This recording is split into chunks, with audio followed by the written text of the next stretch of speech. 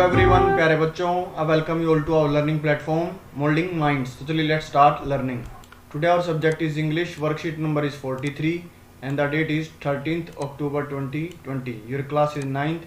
यहाँ अपना नाम लिखेंगे, यहाँ अपने क्लास टीचर का नाम आप लिखेंगे। तो चलो ये स्टार्ट करते हैं आज की वर्कशीट। आज की वर्कशीट है हमारे लेसन नंबर 4 पर, जो कि आपकी बिहाई बुक से लिया गया है, आ ट्रूली ब्यूटीफुल माइंड। और आप ये पिक्चर देख के आप समझ गए होंगे हम किसके बारे में बात कर रहे हैं। हम the genius the great scientist Albert Einstein के बारे में बात कर रहे हैं। तो ये उनके ऊपर स्टोरी है, तो चलिए इसको पढ़ते हैं। Albert Einstein was born on March 14, 1879 in the German city of Ulm. Albert Einstein का जन्म जर्मन के शहर उम में March 14, 1879 को हुआ था। He could not talk for about 2.5 years। वो 2.5 साल तक बोल भी नहीं सकते थे। His mother thought him to be abnormal. जो उसकी माता है वो उसे एबनॉर्मल, असामान्य मतलब पागल मानती थी। His playmates called him brother boring. और उसके जो सहपाठी है उसे ब्रदर बोरिंग कहते थे। And at school his headmaster said that the boy would never make a success at anything. और उसके स्कूल में जो हेडमास्टर थे वो बोलते थे कि ये लड़का कभी भी जिंदगी में किसी भी चीज़ में सफल नहीं होगा। लेकिन एल्बर्ट आइंस्टाइन ने मुझे एक इंग्लिश की प्रोवर्ब और हिंदी की प्रोवर्ब जिसे हम जो एक ही है वो याद आती है कि coming events cast their shadows before. कि आने वाले जो घटनाएं हैं उनकी परछाई पहले ही दिख जाती है। जैसे हम हिंदी में बोलते हैं पूत के पाँव पालने में दिख जाते हैं। लेकिन एल्बर्ट आइंस्टाइन ने ये जो थ्योरी थी ये जो प्रोवर्ब थी ये जुटला दी। और क्या हुआ, जैसे ही वो बड़े हुए वो पढ़ाई में काफ़ी अच्छे हुए। He used to score good marks in almost every subject in high school in Munich, but felt suffocated in that strict discipline of school. So at the age of 15 years he convinced his parents after long discussion to continue his education in German speaking Switzerland. वो प्रत्येक subject में उनका जो marks थे वो बहुत अच्छे आते थे जब वो हाई स्कूल म्यूनिक में पढ़ते थे। लेकिन वहाँ पर वो जो स्कूल का जो स्ट्रिक्ट डिसिप्लिन था, जो अनुशासन था, उससे वो सफोकेटेड मतलब दम घुटना, वो उनका स्कूल में दम घुटता था। तो इसीलिए उन्होंने 15 साल की उम्र में अपने माता पिता को मना लिया।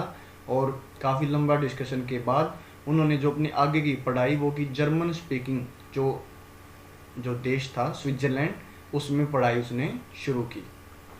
आगे है Einstein was highly gifted in mathematics and physics. जो आइंस्टाइन को मैथमेटिक्स और भौतिक के जो सब्जेक्ट्स थे वो काफ़ी अच्छी तरह से समझ में भी आते थे और उन्हें उसमें काफ़ी महारत भी हासिल थी। He graduated from the University of Zurich. उन्होंने जो अपनी स्नातक ज्यूरिख के विश्वविद्यालय से पूरी की। In 1902 he finally got a job as a technical expert in the patent office in Bern। 1902 में उन्हें काफ़ी प्रयास करने के बाद एक टेक्निकल एक्सपर्ट की जॉब मिली। कहाँ पर? पेटेंट ऑफिस में।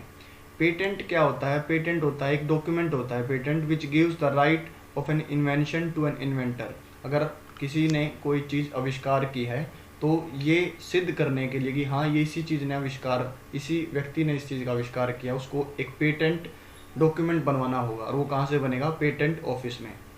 वाइल डूइंग हिज जॉब, अपना काम करने के साथ साथ he was developing his own idea in secret. वो अपने जो आइडियाज़ थे, जो पढ़ाई के आइडियाज़ थे, वो डेवलप बनाते रहते थे छुपकर।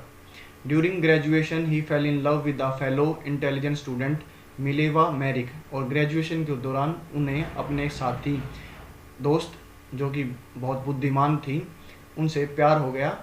ही वॉन्टेड टू मैरी हर, वह उनसे शादी करना चाहते थे। But his mother was against it, लेकिन वो उनकी माता थी वो उनके खिलाफ थी।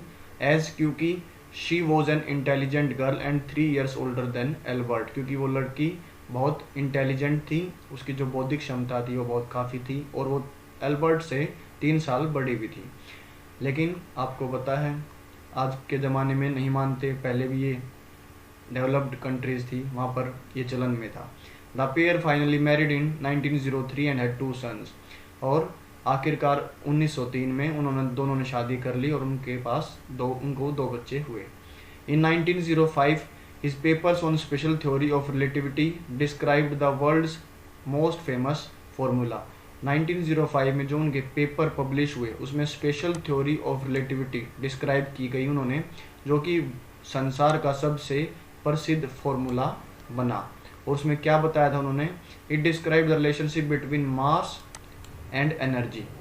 उन्होंने मास और एनर्जी के बीच में रिलेशनशिप बताई और इसका फार्मूला क्या था, E is equal to M into C square.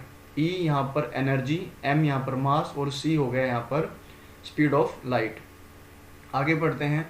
After a few years the marriage became week. कुछ सालों के बाद जो उनकी शादी थी वो कमज़ोर पड़ गई। Mileva started losing his intellectual ambition.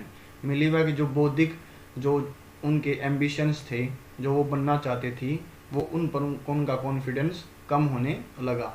And became an unhappy house wife. और इससे वो क्या हो गई, वो एक नाखुश हाउस वाइफ बन गई। और उससे क्या रिजल्ट हुआ, इन 1919 द कपल फाइनली डिवोर्स्ड। 1919 में उन्होंने दोनों ने तलाक ले लिया और उनके तुरंत बाद ही married his cousin Elsa the same year. उसी साल एल्बर्ट ने अपने कज़न एल्सा के साथ शादी कर ली। यहाँ पर आगे यहाँ पर पढ़ेंगे हम। In 1915 he had published his general theory of relativity. 1915 में उन्होंने एक और theory, general theory of relativity को पब्लिश किया। It gave a new meaning to the word gravity. उन्होंने जो ये थ्योरी पब्लिश की थी वो ग्रेविटी, गुरुत्वाकर्षण को उसने एक नया मतलब दिया। An eclipse of the sun in 1919। Eclipse माने ग्रहण, एक सूर्य के ग्रहण जो कि 1919 में देखा गया था, brought proof that the theory was accurate. और उस एक्लिप्स ऑफ द सन ने ये प्रूफ बताया सभी को कि जो एल्बर्ट आइंस्टाइन की जो थ्योरी ऑफ रिलेटिविटी थी वो एक्यूरेट थी, सही थी। Newspapers called him his work as a scientific revolution. और जो उस टाइम के अखबार थे उन्होंने उनके काम को एक वैज्ञानिक क्रांति के रूप में देखा। He received Nobel prize in 1921 for physics. 1921 में फिजिक्स के लिए उनको नोबेल प्राइज मिला।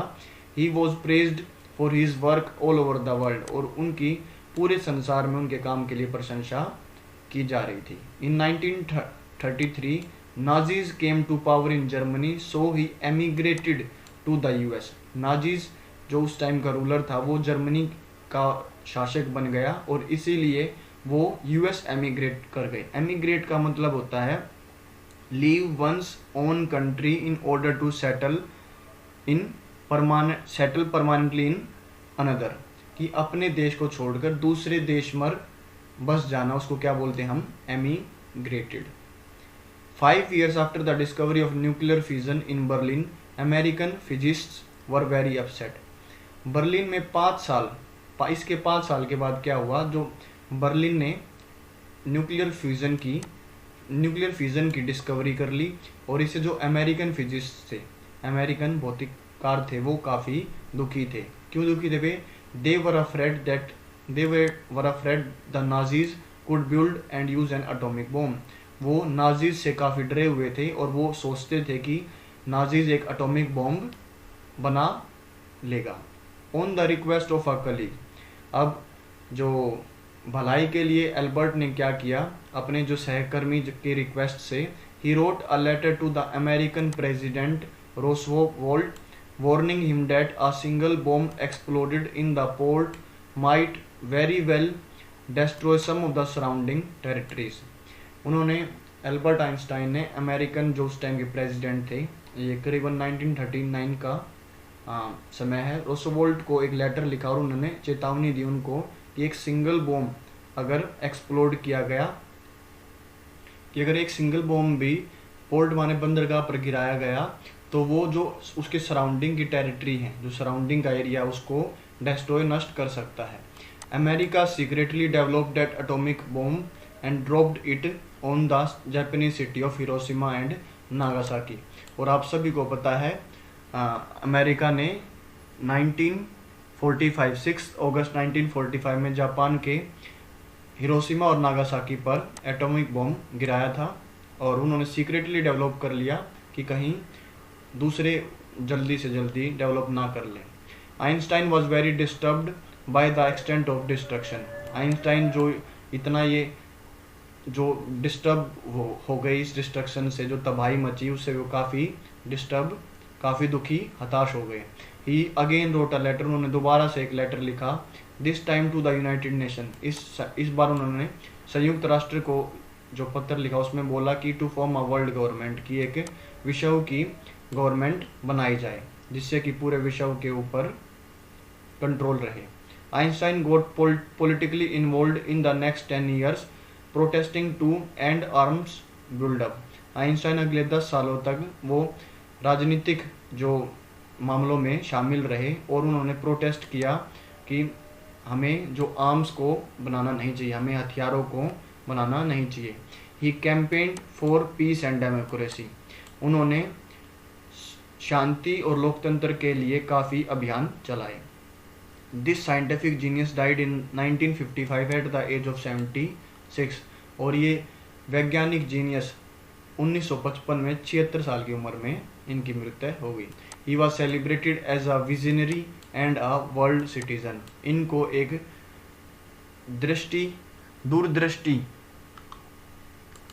दूरदृष्टि वाले मतलब विजनरी होता है दूरदर्शी, जो आगे की सिचुएशन को भांप ले और उसके अकॉर्डिंग काम करे, ऐसा उनको माना गया और इनको पूरा एक विश्व का एक नागरिक के रूप में इनको हम आज भी सेलिब्रेट करते हैं। तो ये हमारी जो स्टोरी हो गई। अब हम क्वेश्चन आंसर्स करते हैं। Based on the given passage select the correct option, जो पैसेज आपने पढ़ा है उसके ऊपर ये करेक्ट ऑप्शन आपको आप चूज करिए। Who was Albert Einstein, Albert Einstein कौन थे? म्यूजिशियन थे, साइंटिस्ट थे, टीचर थे, प्रेसिडेंट थे। He was a scientist. Einstein was highly gifted in biology, physics, mathematics और बोथ सेकंड और थर्ड, वो दोनों में फिजिक्स और मैथमेटिक्स दोनों में हाईली गिफ्टेड थे। In 1921 he received Abel prize, Turing prize, Nobel prize, Homi Bhabha award, वो कौन सा प्राइज उन्होंने जीता? Nobel prize. और आप ये तीनों प्राइज के बारे में मुझे कमेंट बॉक्स में ज़रूर बताएं कि ये प्राइज किन को और कौन सा देश, कौन सा कंट्री ने देता है। डी है, which word is in the passage is the synonym, synonym माने सिमिलर मीनिंग, फार साइटेड, दूरदर्शी, तो दूरदर्शी आपने अभी पढ़ा है विजनरी, इसका क्या मतलब हो जाएगा? विजनरी। अब ये हमें जो क्वेश्चंस के आंसर्स देने हैं 20 to 30 वर्ड्स में। फर्स्ट क्वेश्चन है, why were the American physicists upset? The American physicists were upset of the discovery of nuclear fission in Berlin and they were afraid the Nazi could build and use an atomic bomb. एफ जो हमारा question वो है, how did Einstein theory of relativity prove to be a scientific revolution, कि Einstein की theory of relativity को कैसे prove किया गया कि एक साइंटिफिक, एक वैज्ञानिक क्रांति लाया है। An eclipse of the sun in 1919 brought proof that his theory was accurate and prove Einstein theory to be a scientific revolution. अगला नेक्स्ट क्वेश्चन है, what did Einstein warn the American president about? American president को Einstein ने किस चीज़ की चेतावनी दी थी? Einstein warned the American president about the destruction caused by a single bomb that can destroy the surrounding territory of the port. उन्होंने चेतावनी दी थी कि एक सिंगल बॉम्ब काफ़ी नुकसान कर सकता है जो पोर्ट के, जो बंदरगाह के, जो समुद्र के पास जो टेरिटरीज, जो एरिया थी उनको।